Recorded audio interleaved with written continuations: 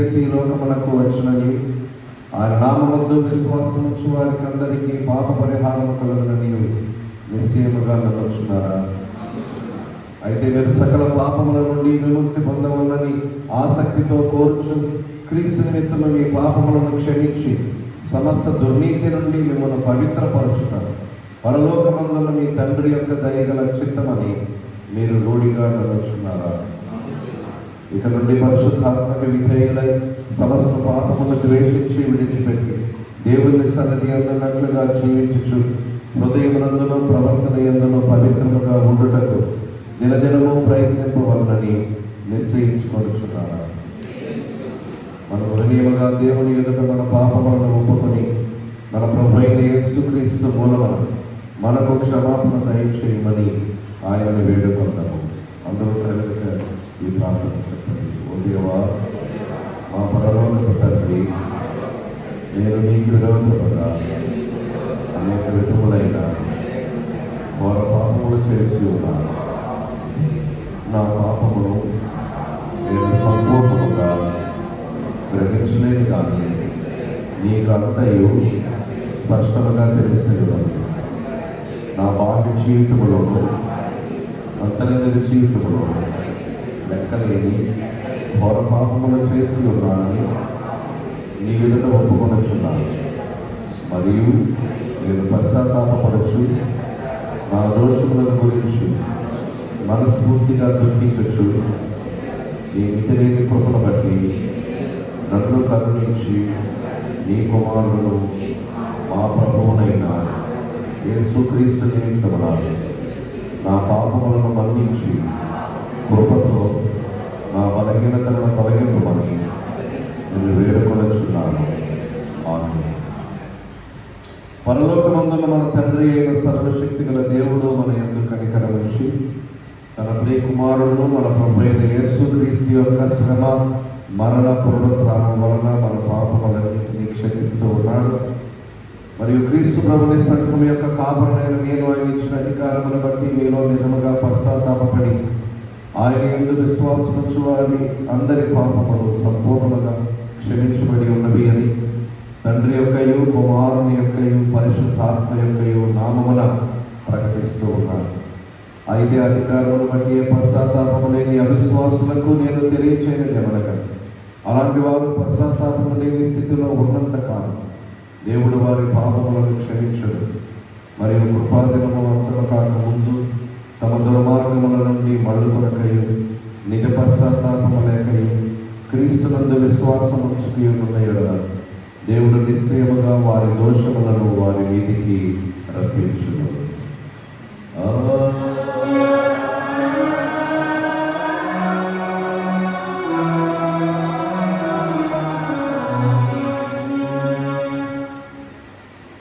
Christmas తర్వాతి మొదటి ఆదివారమునకై ఏర్పాటు చేయబడిన ప్రారంభ గీతం. నీ శాసనములు ఎన్నడూ తప్పిపోవు. యెహోవా ఎన్నటెన్నటికి నీ పరిశుద్ధతయే నీ మందిరమునకు అనుకూలం. పురాతన కాలము నుండి నీ సింహాసనము స్థిరమాయను. సదాకాలము ఉన్నవాడు నీవే. యెహోవా రాజ్యము చేయించున్నాడు. ప్రభావమును ఆయన వస్త్రముగా ధరించి ఉన్నాడు. యెహోవా బలము ధరించి బలముతో తన నడుము కట్టుకుని ఉన్నాడు. తండ్రికి కుమారుని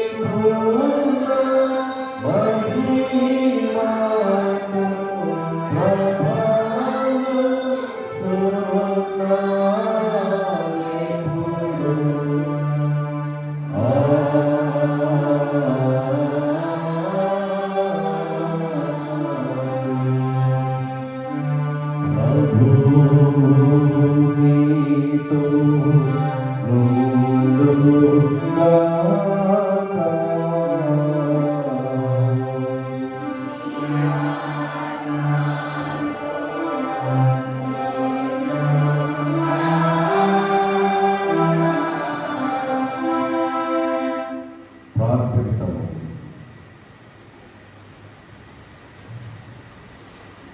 సర్వశక్తి గల నిత్యుడమైన దేవ, నీ ప్రియకుమారుని పేరట మేము సత్క్రియలయందు వృద్ధి పొందినట్లు నీ కటాక్షము చొప్పున మా సకల కార్యములయందు మమ్మల్ని నడిపింపమని నీతోనూ పరిశుద్ధాత్మతోనూ సదాయక దేవుడమై యుగములు జీవించుచు పరిపాలించుకున్నందు నీ కుమారుడును మా ప్రభువైన యేసు క్రీస్తు ద్వారా నిన్ను వేడుకొనుచున్నాము.